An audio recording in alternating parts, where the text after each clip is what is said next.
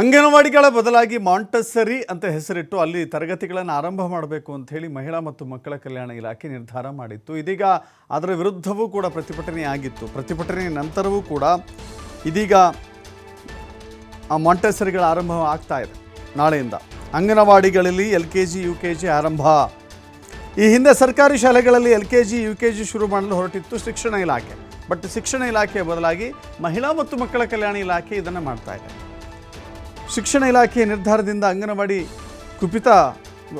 ಕಾರ್ಯಕರ್ತರು ಕುಪಿತಗೊಂಡಿದ್ದರು. ಫ್ರೀಡಂ ಪಾರ್ಕ್ನಲ್ಲಿ ಪ್ರತಿಭಟನೆ ಮಾಡಿ ಅದನ್ನು ವಿರೋಧಿಸಿದ್ರು.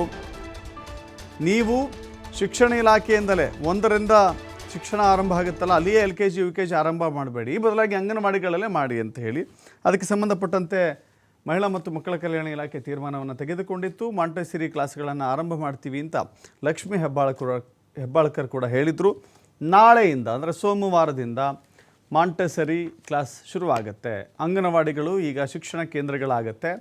ಅಲ್ಲಿರುವಂಥ ಸುಶಿಕ್ಷಿತ ಅಂಗನವಾಡಿ ಕಾರ್ಯಕರ್ತೆಯರು ಏನಿದ್ದಾರೆ, ಎಷ್ಟು ಪದವಿ ಮಾಡ್ಕೊಂಡಿದ್ದಾರೆ, ಎಷ್ಟು PUC ಓದಿದ್ದಾರೆ, ಅವರನ್ನು ಟ್ರೈನಿಂಗ್ ಕೊಟ್ಟು ಮಕ್ಕಳನ್ನು LKG UKGಗೆ ಹೇಗೆ ಟ್ರೈನಿಂಗ್ ಕೊಟ್ಟು ಆ ಮಕ್ಕಳನ್ನು ಓದಿಸ್ಬೇಕು ಅನ್ನೋದನ್ನು ಕಲಿಸ್ಕೊಡ್ತಾರಂತೆ. ಇದು ಮಹಿಳಾ ಮತ್ತು ಮಕ್ಕಳ ಅಭಿವೃದ್ಧಿ ಇಲಾಖೆಯಿಂದಲೇ ಆಗುವಂಥ ಕೆಲಸ. ಮಾಡ್ತೀವಿ ಅಂತ ಹೇಳಿದ್ದಾರೆ. ಕಾರ್ಯಕರ್ತರ ಬಿಗಿಪಟ್ಟಿಗೆ ಮಣಿದು ಅಂಗನವಾಡಿಯಲ್ಲೇ ಮಾಂಟೆಸರಿ ಶುರುವಾಗುತ್ತೆ.